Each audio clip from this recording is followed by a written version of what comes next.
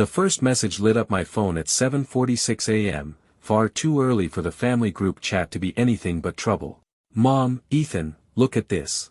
Isn't that your Clara on TV? So beautiful. Attached, screenshot from a morning business segment. I was still in bed, one hand tangled in the sheets, the other fumbling for my glasses. My eyes weren't ready for the high-definition cruelty of reality. I tapped the image open. There she was, Clara Lou, in a silver satin dress that draped like liquid moonlight over her shoulders. The familiar curve of her jaw, the hair I used to tuck behind her ear when she worked late. And standing beside her, with his arm a little too casually around her waist, was Damian Way. The caption running beneath them read, Lou Industries and Way Global Sign Landmark Partnership. For a moment, I couldn't process it. My brain kept trying to rewrite the headline into something else, something that didn't gut me. Because that landmark partnership was supposed to be our startup. Our late-night kitchen table brainstorms, the pages of sketches in my leather notebook, the hours we stole from weekends and anniversaries to map it out, all of it. And she hadn't said a word. The group chat kept pinging like a distant fire alarm. Uncle Peng, wow, young power couple. You two must be so proud. Mom, Ethan, are you there? Did she surprise you with this news? Cousin Ming, Damien looks taller in real life than on his LinkedIn. No offense. I set the phone on the nightstand, face down, like that could smother the noise. But the words still pressed against the inside of my skull. Power couple. Proud. The rain had started sometime before dawn, tapping against the windows with patient insistence. Normally, I liked rainy mornings, they muted the city's chaos, gave me space to think. Today it just felt like the world was conspiring to press me into the mattress, drowning me in the quiet knowledge that everything I'd built with Clara had been traded away in some backroom deal, with him. I thought about the night we made the promise. 2 years ago, on the rooftop of her old apartment, our breath was visible in the winter air. She'd gripped my hand and said, whatever happens, Ethan, we're building this together. No matter who tries to buy us out. Now I was learning about her betrayal in the same chat where my aunt once sent 30 uncaptioned photos of her cat. I picked the phone back up, ignoring the unread messages, and opened the business news feed. There was Clara again, smiling like she'd found the missing piece of her empire.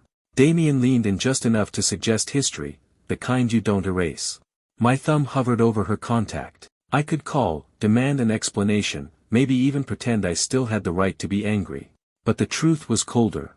She hadn't told me because she didn't think she needed to. I closed the screen. Sat there listening to the rain. And somewhere in the back of my mind, the first crack of resolve formed, a quiet, dangerous whisper. If she could erase me from her future that easily, maybe I could erase her from mine. The thing about betrayal is that it doesn't really start with the act itself. It starts years earlier, in the little cracks you convince yourself aren't there. For Clara and me, those cracks began somewhere between her first boardroom victory and my father's funeral. We met at university. She was all sharp wit and ambition in a navy blazer 2 sizes too big. I was the kid who stayed up all night coding, drawing flowcharts on takeaway napkins. She said I was the only one who listened to her ideas without trying to shrink them down to something realistic. I liked that she dreamed in skyscraper blueprints and global markets. She liked that I didn't flinch when she said she'd be a CEO before 30. We didn't just fall in love, we built a blueprint for our lives. One of those plans was the startup. My father's idea originally. Before he passed, he used to say, build something that outlives you, Ethan. That's the only way you really win. He left behind sketches for a product that could have revolutionized small business logistics. I promised him I'd bring it to life. Clara promised she'd be there, not just as my wife but as my partner in the business. And for a while, she was. We spent nights in the glow of my laptop, half-eaten takeout containers scattered on the coffee table. We argued about funding strategies, laughed about what color the office beanbags should be. Every decision felt like ours, like we were carving our initials into the future. Then came the promotions. The award ceremonies. The international travel that left her phone buzzing in different time zones. Slowly, our conversations shifted from our project to my company. I told myself she was just busy. Once her schedule settled, she'd come back to the table and we'd pick up where we left off. But deep down, I'd already noticed the signs, the missed check-ins, the way she stopped asking about my prototypes, the faint irritation in her voice when I brought up my father's legacy. Still, I stayed quiet. I thought loyalty meant patience. That's the dangerous thing about being in love, you start mistaking silence for strength. And now here we are. She'd taken the dream I inherited, the one thing I swore to protect, and handed it to Damien Way, a man who, years ago, had been little more than a ghost from her what-if past. I looked out at the rain-slick streets from my apartment window, the city lights smudging in the glass. Somewhere out there, Clara and Damien were probably toasting champagne over contracts with my father's design at the heart of them. And me? I wasn't sure if I wanted to fight for it anymore, or burn it all down and start over. I didn't plan to see her that day. I told myself I was only going to Lou Industries to collect a few personal items I'd left in the shared workspace. My name was still on the security list, though I suspected that wouldn't last much longer. The elevator ride to the 27th floor felt longer than usual. Each ding between floors landed like a heartbeat in my chest. I'd rehearsed a dozen neutral expressions in the mirror that morning. None of them seemed ready for what waited behind the polished glass doors. The receptionist, a young man with hair too perfect to be accidental, smiled without warmth. "Mr. Zhou, Ms. Liu isn't expecting you." "I'm not here for a meeting," I said, stepping past before he could politely deny me entry.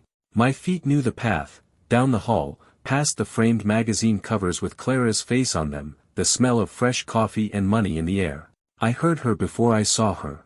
That low, confident voice she used when she wanted people to believe every word was inevitable, not negotiation. "That's why we'll launch in Q3, Damien. I want the rollout flawless." Then I turned the corner.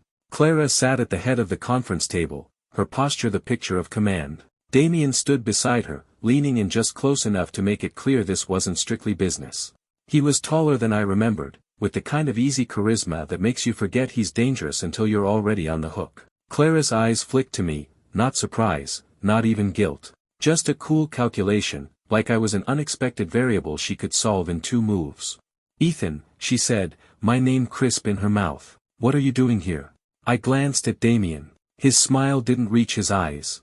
"I could ask the same," I said. A beat of silence stretched between us, the kind that feels like glass ready to shatter. "I'm here for my things," I told her. "Nothing more." Her gaze sharpened. "This is a place of business. If you want to talk about personal matters." "I don't," I cut in. My voice was steady, but my fingers itched to clench. "I won't waste your time." Damien tilted his head, his tone smooth as oil. "You've built some impressive concepts, Ethan. Clara and I were just discussing how they'll fit into the new structure." The words hit harder than he probably intended. The new structure. My work, my father's vision, neatly folded into their empire like it had never belonged to me at all. I nodded slowly, not trusting myself to speak. Then I turned and walked away, feeling their eyes on my back. In the elevator, I exhaled for the first time since stepping into that room. I hadn't raised my voice, hadn't begged for explanations. And maybe that was the first step, not in winning anything back, but in walking away without leaving pieces of myself behind. The invitation had been sitting on my kitchen counter for weeks, gold foil edges catching the morning light every time I walked past. Annual Business Leaders Charity Gala. The kind of event Clara used to drag me to in perfectly tailored suits, whispering which guests were worth knowing and which to avoid. I'd planned to ignore it. But when David, my oldest friend, and one of the few people who'd stood by me through all this, called and said, "Come on, man, you can't hide forever. Besides, there'll be free whiskey," I let myself be persuaded. The ballroom was all chandeliers and low laughter, the air thick with the smell of expensive perfume and self-importance. I found David near the bar, already halfway through a glass of something aged enough to be illegal in some countries. "You look like you're about to be audited," he said. "That bad?" He smirked. "Worse. And before you ask, yes, she's here." I didn't have to turn to know. The shift in the room's energy was enough, conversations dipping, glances angling toward the entrance. Clara had that effect. She entered on Damien's arm, both dressed in shades of midnight. She scanned the room like she owned it, which, in a way, she did. Her eyes landed on me for half a second, just long enough for the smallest curve to form at the corner of her mouth. Not warmth, victory. I sipped my drink and forced myself to keep my shoulders relaxed. The speeches started, a parade of donors congratulating each other in practiced humility. When Clara took the stage, her voice was smooth, each word carefully placed. "I want to thank everyone who supported this year's initiatives, especially Damien Way, whose vision and dedication have revived ideas I've cherished for years. Revived. As if those ideas had been dead until he touched them. David muttered, "Wow. Subtle." I didn't clap. When the applause swelled, she glanced in my direction, her gaze steady as if daring me to react. I didn't give her the satisfaction. After the speeches, I felt the crowd shift again. Clara and Damien moving through the room, greeting people, leaving behind polite laughter and lingering stares. When they reached my corner, Clara's eyes locked on mine. "Ethan," she said, as though my name was an afterthought. "I'm glad you came." "I wasn't sure my invitation was still valid," I replied. Damien smiled, all charm and no sincerity. "Everyone benefits from staying connected, don't you think?" I drained the rest of my glass, set it down, and said, "Some connections just weigh you down." Then I walked away before either of them could respond. In the coat room, I pulled out my phone. My thumb hovered for a moment over her name, Clara Liu, before I hit block contact. The screen went blank where our chat used to be. The air felt lighter when I stepped outside. The night was cold, the city's neon reflections swimming in the rain-slick streets. For the first time in months, I breathed without feeling like the air belonged to someone else. It started with a headline I couldn't avoid. By 9 a.m., every business feed, every finance blog, every LinkedIn post was plastered with the same photo. Clara and Damien on stage, signing a massive mock contract like royalty blessing the peasants with their union. Liu Industries and Way Global finalize landmark merger. I didn't need the rest of the headline to know what it meant. My father's concept was gone. Legally sewn into their empire, no longer mine in any shape or form. David texted me a link before I could pretend I hadn't seen it. "David, you watching this circus?" Me, trying not to. "David, too late. You're in it." That's when I got the email. A formal invitation from Liu Industries PR to attend the press conference that afternoon. No reason given, but I could read between the lines. They wanted me visible, a neat prop for their "no bad blood" narrative. I went. Not because I wanted to play their game, but because I was done hiding. The conference room was an ocean of flashing cameras and murmuring reporters. I kept to the back, watching as Clara stepped up to the podium. She was immaculate in a charcoal suit, every detail curated, the kind of presence that makes you forget she's capable of cutting you to the bone with a single sentence. "Today marks a new era," she began, her voice smooth, rehearsed. Damien Way's expertise and shared vision have revived projects that were once on hold. Together, we're bringing them to life. The phrasing was deliberate. Revived. Shared vision. Words that erased my role entirely. A reporter raised a hand. "Ms. Liu, given the history of these projects, will Mr. Zhou be involved moving forward?" The pause was short but heavy. Clara's gaze found me in the back of the room. She didn't smile. "Ethan and I are leading separate lives, both personally and professionally. I wish him the best in his endeavors." The crowd scribbled, cameras clicked, and something in me went perfectly still. She could have lied, could have tossed a scrap of credit my way, but she didn't. She wanted it clean, final. Damien stepped to the mic, sliding in with that easy grin. "Ethan's contributions in the past were appreciated, but this new chapter requires a different alignment of talent." I didn't stay for the champagne toast. On my way out, a young reporter shoved a mic in my face. "Mr. Zhou, any comment?" I looked straight into the camera lens and said, "Some things you don't revive by replacing the heart. Good luck to them." Then I walked into the sunlight, letting the noise fall away behind me. That was the moment I knew, I wasn't just losing Clara. I was being erased.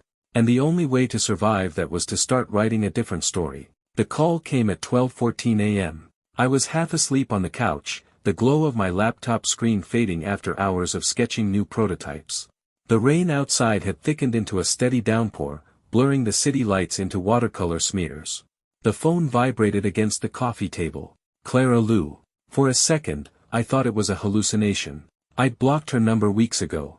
But she'd found another way. Different numbers. Same name.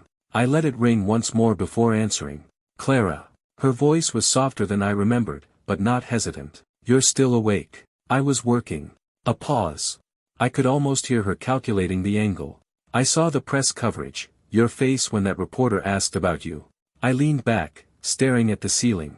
"You didn't seem bothered." "That's not fair," she said quickly, but her tone was still composed, like we were discussing quarterly projections. "You know I had to present a united front with Damien. Investors don't I cut in. Don't dress this up as a business necessity. You could have called me before any of it. You chose not to. She exhaled, a faint sigh that carried the weight of someone used to being indulged. I didn't want you in the crossfire. Anne. I wanted you to be part of this, Ethan. I still do. Damien agrees. I laughed, low and sharp. You want me to work under Damien. That's not part of this. That's just keeping me where you can see me. It's not like that. It's exactly like that. The silence stretched, and for the first time, I thought I heard a crack in her voice. You think I don't care about what we built? I think, I said, choosing each word carefully, that you care more about winning than about who you're winning with. Another pause. You're making a mistake, Ethan. If you walk away now, you'll regret it. Maybe I would. But regret wasn't the worst thing in the world, staying tethered to someone who could cut you loose without flinching was. I'm not following you down this path, I told her. Not again. Her breath caught, but she didn't argue. Just a quiet, good night, Ethan, before the line went dead. I sat there for a long time, phone in my hand, listening to the rain hammer the glass. For the first time in months, I felt lighter, not happy, not healed, but lighter. It was Saturday morning, gray and heavy with rain, the kind that turns the city into a watercolor painting you don't want to step outside and ruin. I'd made coffee, sat down to answer emails, and, against my better judgment, opened Instagram. I wasn't looking for her. Not exactly. But the algorithm has a cruel sense of humor, and there she was. The photo was perfectly staged, Clara and Damien at a corner table in a dimly lit restaurant, wine glasses catching the glow of candlelight. Her hand rested lightly on his wrist, his gaze was locked on hers like there was no one else in the room. The caption read, "At Business Insider City, Power Couple Goals, Clara Lou and Damien Way seal their merger with a private dinner at Le Rouge." I stared at it longer than I should have. Not because it hurt, though it did, but because it felt like the final page of a book I hadn't realized I was still reading. Scrolling through the comments was like watching strangers narrate my absence. At City Trendsetters. Finally, they're official. At Money Minds, 2 empires, 1 vision. At Jenny_in_numbers, sorry, but her ex never looked this good on her arm. I closed the app, but the image stayed burned behind my eyelids. That table, I knew it. Clara and I had celebrated our first investment there. I could still remember the way she'd leaned over the dessert menu, grinning, telling me, this is the first of many victories. And now she was sitting there with him, rewriting that memory into something else entirely. I opened my phone's contact list and scrolled to her name. For weeks, I'd kept it there like a loose thread, telling myself I might need it, for closure, for business, for some imagined scenario where she called and everything was explained. But explanations didn't matter anymore. That photo was the truth. I held my thumb over the delete button, felt the hesitation like a last breath before diving into cold water, and pressed it. The name vanished. The thread was cut. The rain outside had eased into a mist, soft against the windows. I sipped the rest of my coffee and thought about what I could build now, without her shadow stretching over every blueprint. By the end of that week, the apartment felt like a museum of someone else's life. Her silk scarf still hung in the entryway closet, her perfume lingered in the bathroom drawer I never opened, and the kitchen cupboard still held a brand of tea I never liked but bought because she did. It had been mine before we married, but somewhere along the line, it became ours. Now it just felt like a mausoleum for a marriage. I called a realtor on Monday.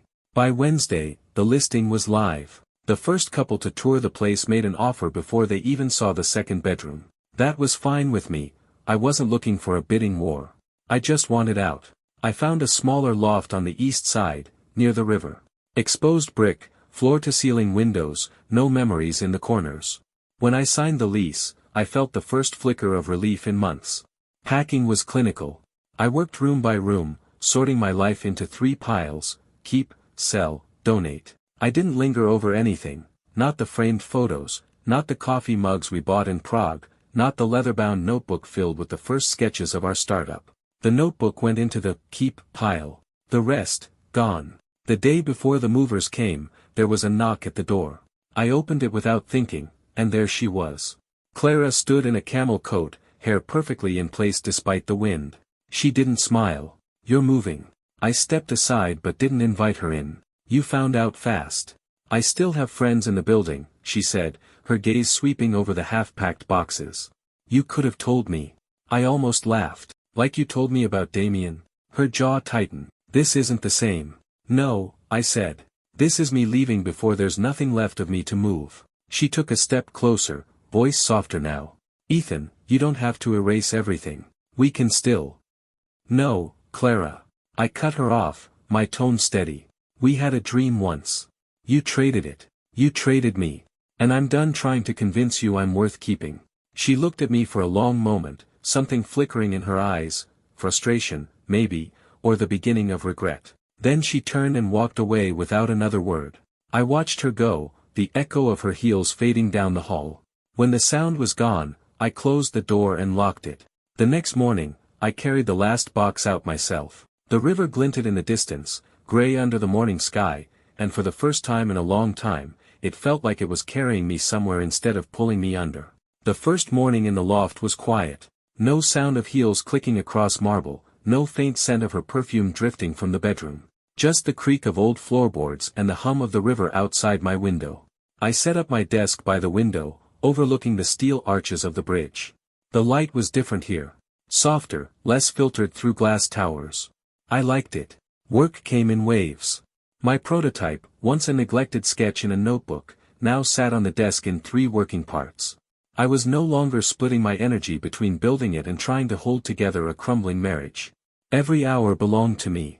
One afternoon, I took the subway to a tech innovation summit. My booth was small compared to the flashy displays of venture-backed giants, but my model drew a steady stream of curious visitors. A logistics investor from Singapore spent nearly half an hour grilling me on functionality before handing me his card. That night, back at the loft, I scrolled through LinkedIn to see if any of the other startups had posted coverage.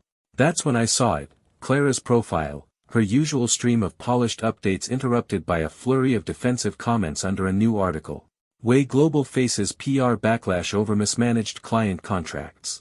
Damien's name was in every other paragraph. The article didn't accuse Clara directly, but the undertone was there, whispers about oversight, about whether her judgment was as flawless as her image. Curiosity got the better of me, and I checked Damien's page. His most recent post was a clipped, overly polished statement about temporary challenges and strategic realignments. No smiles this time, no cozy photos in restaurants. I leaned back in my chair, feeling, not satisfaction exactly, but clarity. Their empire was built on glass. And I was no longer trapped inside it. Outside, the river reflected the city's lights, shifting and reshaping with the current. It reminded me of my father's words, build something that outlives you. Maybe I finally understood what he meant. The rain had been steady all afternoon, turning sidewalks into rivers and umbrellas into fragile shields.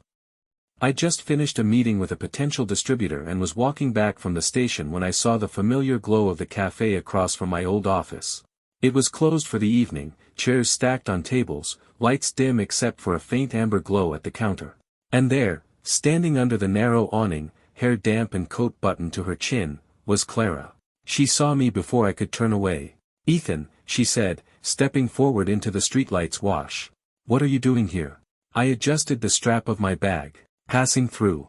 The rain softened between us, a mist that caught in her hair. She looked different. Not undone exactly, but less precise, like the edges of her confidence had worn down. I heard about the summit, she said. Congratulations. I nodded. Thank you. A flicker passed through her expression, something I couldn't quite read. You've been busy. I have. I let the words settle, offering nothing more. For a moment, she stood there, as if waiting for me to bridge the gap like I always used to. But I didn't move closer. The silence between us wasn't heavy anymore, it was just space. Finally, she said, things have been complicated. I raised an eyebrow. That's not my problem anymore. Her lips parted, but she didn't argue. Instead, she looked away toward the rain-blurred lights across the street. You've changed. Maybe I've just stopped standing still. We both knew the conversation was over. I shifted my bag higher on my shoulder and stepped back into the rain. Behind me, her voice came, softer than the downpour. Good night, Ethan. I didn't turn around. By the time I reached the corner, the sound of her footsteps had faded, swallowed by the city. And for the first time since we'd split, I didn't feel the urge to look back. The first message came early on a Tuesday morning. Ethan, can we talk? It wasn't from her personal number, she'd burned through those months ago. This one was from a generic work email, the kind assistants usually used for scheduling. I ignored it. By Thursday, she was calling. At first, once a day. Then twice. Then she started showing up.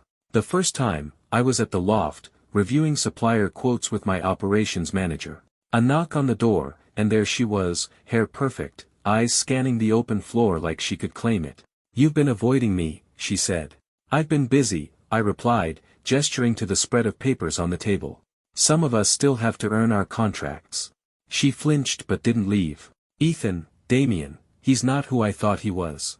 I made a mistake." I glanced at the clock. "I'm due at the warehouse in 20 minutes. Please," she said, stepping closer. "We can fix this. We can start over." I looked at her, really looked. The polished armor was still there, but I could see the cracks now. The faint shadows under her eyes. The strain in her voice. And beneath it all, a desperation that had nothing to do with love and everything to do with losing control. "I don't want to start over," I said. "Not with you." Her breath hitched. For a moment, I thought she might argue, but she just nodded, almost imperceptibly, and walked out. That weekend, I drove 2 hours to visit my mother. Her health had been fragile lately, and between the doctor visits and the company launch, there wasn't much space in my life for anything else. I made her tea, fixed the wobbly kitchen cabinet, listened to her tell stories I'd heard 100 times. On Sunday evening, as I left, she squeezed my hand. "You look lighter, Ethan." Driving back into the city, I realized she was right. Clara's voice, her demands, her presence, they no longer took up all the air in the room. My life had other anchors now. Stronger ones. It happened on a gray Thursday. I was in the middle of finalizing a shipment schedule when my phone lit up with a notification from an unfamiliar number. "I need to see you. Just once. Please." I didn't have to ask who it was. I sat there for a moment, staring at the words. Months ago, I would have answered without thinking. I would have convinced myself that closure was something she could give me, that some final conversation could untangle the knots. But I already had closure. It had been happening piece by piece. Every day I built my life without her. I typed back 3 words, "Don't contact me." Then I blocked the number. That weekend, David invited me to a small launch party for a friend's startup. The room was warm, buzzing with ideas and laughter. I spoke with people who didn't know Clara, didn't know Damien, didn't care about the wreckage of my old life. They just saw me as Ethan, the guy building something new. A woman named Anna introduced herself by the snack table, her smile easy and uncalculated. We ended up talking about supply chain headaches and the best place in the city for dumplings. At some point in the night, my phone buzzed again, a social media notification. Clara had posted a photo, a vague caption about lessons learned over a skyline at dusk. I didn't click. I didn't even pause. I just slipped the phone back into my pocket and asked Anna if she wanted to grab coffee sometime. When I got home, I unpacked a box I'd been ignoring since the move, the last one with any trace of her in it. A couple of photos, a scarf, a watch I'd once given her. I didn't even look closely. I dropped the whole thing into the donation bin outside my building. As the lid clanged shut, I felt nothing. No sting, no twist in my gut. Just space. She was gone. Finally. Anna and I met for coffee on a windy Tuesday. She wore a navy coat, her hair pulled back, and she ordered without even looking at the menu, like she'd been there 100 times. I liked that. We talked for 2 hours straight. Not about heartbreak, not about old wounds, but about the present, her work in sustainable packaging, my launch into the logistics market, her terrible habit of collecting vintage typewriters she never uses. She laughed easily, and it wasn't the sharp, performative laugh I'd grown used to with Clara. It was messy and real. Somewhere between sips, I caught myself thinking that maybe this was what it felt like to start again, not with fireworks, but with something steady. That night, I posted a picture of the view from my loft, the river catching the gold of the setting sun, with a caption about, building forward. I didn't tag anyone. The next morning, my inbox held a single email from an unknown address. The subject line read, "We're not done." I knew it was her before I opened it. The message was short. "Ethan, I made mistakes, but you're still the one I think about. Please, meet me. Just once." No drama, no threats. Just words heavy enough to try and hook me. But I didn't feel the pull anymore. I archived the email without replying. Later that week, Anna invited me to a networking dinner. As we walked in together, I caught my reflection in the glass doors, relaxed shoulders, no trace of the old tension in my jaw. I didn't look like the man who used to check his phone every 5 minutes, waiting for a message that would never fix anything. At some point in the evening, my phone buzzed again. I didn't check it. Whoever it was could wait, or fade away entirely. The city was still half asleep when I stepped out onto the balcony, coffee warming my hands. Below, the river glimmered in the pale light, slow and steady. I'd always liked watching it in the mornings. It reminded me that movement didn't have to be loud to be constant. The company was thriving. Our second warehouse was nearly operational, and we just landed a contract that would have made my old self dizzy with disbelief. My mother's health had stabilized. Anna was in my life, not as some whirlwind savior, but as a quiet, grounding presence. Every so often, Clara's name still appeared, an untagged mention in a post, a mutual contact forwarding me an article she'd been featured in. And sometimes, when I saw her face in those photos, I felt nothing. Not anger. Not longing. Just recognition, like spotting a landmark from a trip I'd once taken but would never visit again. Back then, I thought my life was tethered to hers. That our shared plans, our marriage, our history were the map I had to follow. But that map had burned, and I'd drawn a better one in the ashes. I sipped my coffee and thought about my father, how he used to tell me, build something that can stand without you, and you'll know you've done it right. I'd never really understood him until now. The river caught the sunrise, turning gold. My phone buzzed once on the table behind me. I didn't check it. Whoever it was could wait. I'd already decided where I was going. Forward. Always.